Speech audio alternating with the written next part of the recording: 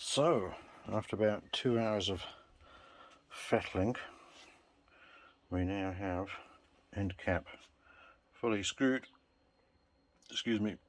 on, and a very nicely rotating power valve. Now I've got a bit of axial play, but when compared to the other cylinder, it's pretty similar, the amount of axial play, and once it's all locked up anyway. And this is the coupling between the two sides. So this is the drive on the cables. There's a part missing off here which holds the cables,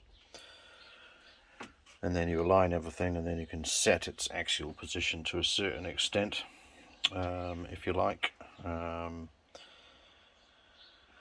I suppose you could even put shims between the end of that shaft and the end of the shaft in there, to get them both sitting right.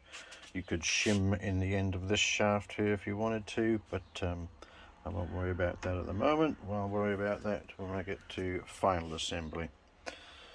So what actually transpired was I had to modify that half of the valve quite a lot. It was actually bent as well, so I had to put it in the vise and give it quite a few deft blows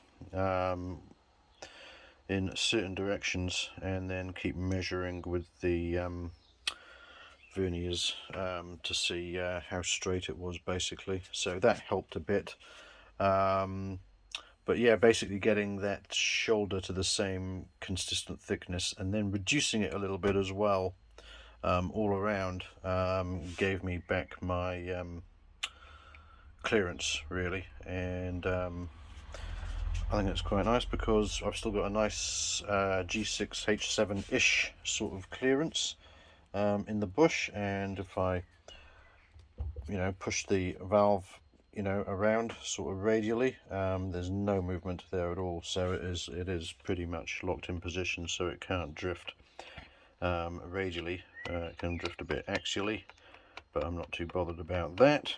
And like I said, I can always shim it with shims in various places if I really feel the need. You can just see how much it moves in and out there. But it's hard to do on this cylinder because it's not located by anything. But if you have a look on this cylinder, yeah, it is kind of similar.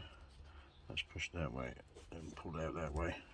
I just can't hold it with one hand in the camera. But yeah, so that's that check. So next check before I strip these barrels down and clean them and mask them for painting.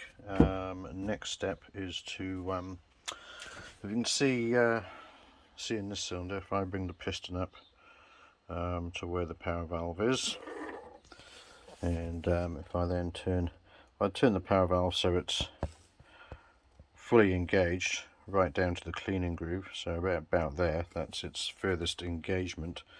If I bring the piston up, we've got plenty of clearance between the piston and the power valve, so that's not going to hit the power valve. But what I've got to check is I've got to put a piston ring in here, because this piston hasn't got any rings on, because obviously the piston ring goes across this port as the piston's going up and down. So I just have to check that in various positions that the piston rings clear that power valve, but I don't think I'm going to have an issue. It appears visually to be well clear of the inner surface of the liner. So yeah, that's the next check.